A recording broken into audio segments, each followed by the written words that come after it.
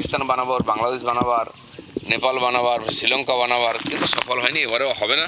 কেন্দ্রীয় শিক্ষামন্ত্রী ধর্মেন্দ্র প্রধানের পদত্যাগের দাবি, নিট কাণ্ডে এখনও অধরা সমাধান সূত্র। আন্দোলনকারী এবং সরকার পক্ষের মধ্যে চাপ পাল্টা চাপের কৌশল জারি রয়েছে। কেন্দ্রীয় শিক্ষামন্ত্রীর ইস্তফার দাবিতে অনড় আন্দোলনকারীরা। এদিকে আলোচনার দরজা খোলা রয়েছে, স্পষ্ট বার্তা কেন্দ্রের। ধর্মেন্দ্র প্রধান ইস্যুতে কার্যত দুপক্ষই অনড়। একেবারে এই মুহূর্তের আপডেট জানার চেষ্টা করব। রাজীব চক্রবর্তী আমাদের প্রতিনিধি রয়েছেন নয়াদিল্লি থেকে। রাজীব, একটানা আন্দোলন চলছে ককরোচ জনতা পার্টির নেতৃত্বে, ছাত্রদের এই আন্দোলন, আর এখানে কেন্দ্রের তরফেও বলা হচ্ছে যে তারা আলোচনায় রাজি, আলোচনা পথ খোলা। এই মুহূর্তে কি আপডেট? শুভদীপ, দেখো এক্ষেত্রে একদিকে কেন্দ্রীয় সরকার আর একদিকে ককরোচ জনতা পার্টির যারা আন্দোলনকারী, তারা উভয় পক্ষই চাইছে ধর্মেন্দ্র প্রধানের ইস্তফা, এবং আন্দোলনকারীরা চাইছেন ধর্মেন্দ্র প্রধানের ইস্তফা এবং সরকার পক্ষ চাইছে আলোচনা।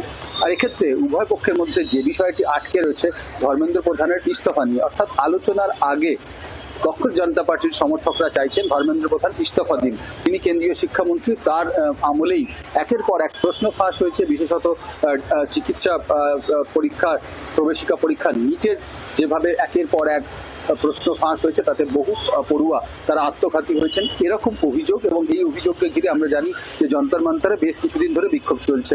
এর মধ্যেই বিজেপি নেতা কেন্দ্রীয় স্বাস্থ্যমন্ত্রী জগৎ প্রকাশ নাড্ডা তিনি কথা বলেছেন আন্দোলনকারীদের সঙ্গে, তাদের প্রতিনিধিদের সঙ্গে।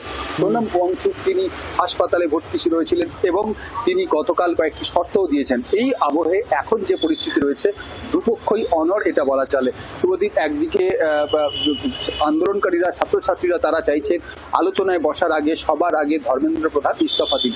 সরকার চাইছে ইস্তফার কোনো কথা নিয়ে আলোচনা করা যাবে না, অর্থাৎ কোনো শর্ত সাপেক্ষে আলোচনা চাইছে না সরকার।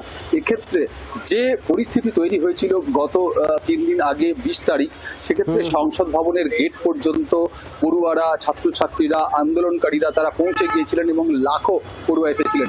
সেই পরিস্থিতি গতকাল রাতেও আবার প্রায় তৈরি হয়েছিল, পুলিশের সঙ্গে খণ্ডযুদ্ধ, এবং তারপর আবারও অনির্দিষ্টকালের জন্য ইন্টারনেট পরিষেবা বন্ধ রাখতে হয়েছে। আশেপাশের এলাকার অন্তত 15টি মেট্রো স্টেশন বন্ধ রাখতে হয়েছে, গেট বন্ধ রাখতে হয়েছে। এই পরিস্থিতি কি সরকারকে যথেষ্ট বিড়ম্বনায় ফেলছে, আর আন্দোলনকারীরা চাপ দিতে চাইছেন। এক্ষেত্রে চাপ এবং পাল্টা চাপ কবে নি রাজীব, গতকাল রাতে উত্তপ্ত হয় যন্তর মন্তরের পরিস্থিতি। এই মুহূর্তে আবারও যাতে নতুন করে অশান্তি না ছড়ায় সেদিকে কড়া নজর রাখছে দিল্লি পুলিশ। আর এই পরিস্থিতিতে দিলীপ ঘোষ তিনি কি বলেছেন শুনুন।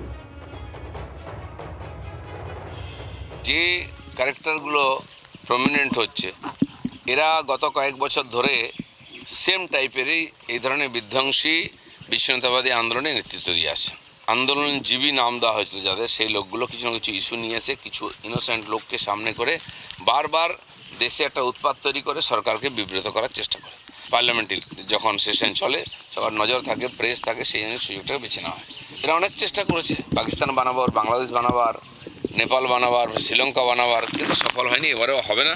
এই একই কুশীলবরা যারা কিষাণ আন্দোলন করে, তারা ছাত্র আন্দোলন করে, তারা মহিলা আন্দোলন করে, এরা হচ্ছে পেশাদার বিদেশি লোকেদের কাঠের পুতুল।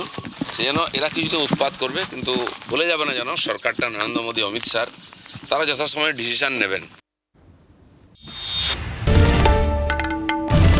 বাংলার আওয়াজ, বাঙালির আবেগ, জি 24 ঘন্টা।